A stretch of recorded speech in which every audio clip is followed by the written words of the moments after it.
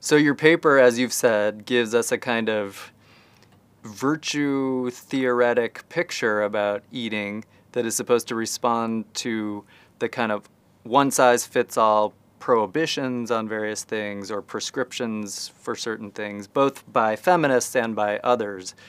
Can you say a little bit more about the kind of fuzzy character of your view and how the variations come in and when exceptions are made and what it would mean to make an exception?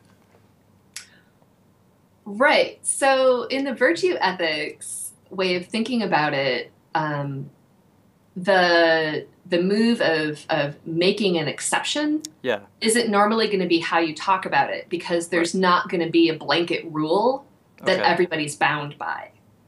Right? So in the virtue theoretic framework, if you're thinking about it in terms like I was just talking about, where moral eating falls between, right, doing injustice to others and doing injustice to yourself, one of the things that you're supposed to recognize about this is that there's no one place where everybody would fall between those two extremes.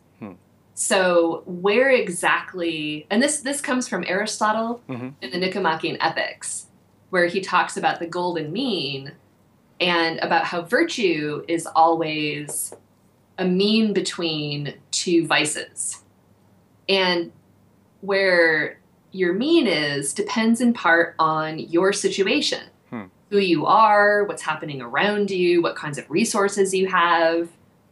And so when you apply this to justice in eating, then you have to recognize that different people in different situations are going to be in a position to make different choices about what they eat and how they eat it, and that both of those choices might be the right thing for them to do, even though for the other person it would actually be inappropriate.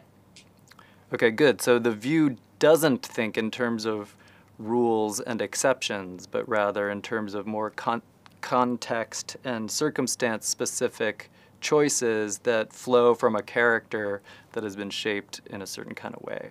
Why do you not like talk of making exceptions to rules? Right. So I think that one of the most damaging things that happens when you make a binding rule and then just grant people who can't live up to that rule exceptions is that you, in effect, turn them into second-class moral citizens. Right. So in the case where, for example, you take veganism and you make it an absolute moral ideal, then grant exceptions to people who can't flourish for some reason on a vegan diet, well, and then you start to look at who those people are likely to be. It turns out that, for example, people who live in non-industrialized countries and don't have access to certain kinds of, say, food supplements are going to have a really difficult time living on a vegan diet. Or, you know, if you live in a food desert in an inner city, you don't have a refrigerator, much less a stove, your options for what you eat and how you eat it are going to be limited in ways that are going to make it extremely difficult for you to be vegan. So then the question is, well, why not just then grant those people a moral exception? Right. Right? Why not just say, well, yeah, that's one of the things that sucks about being really poor. Right. Or, yeah, that's one of the things that we need to change as a society about living in the inner city.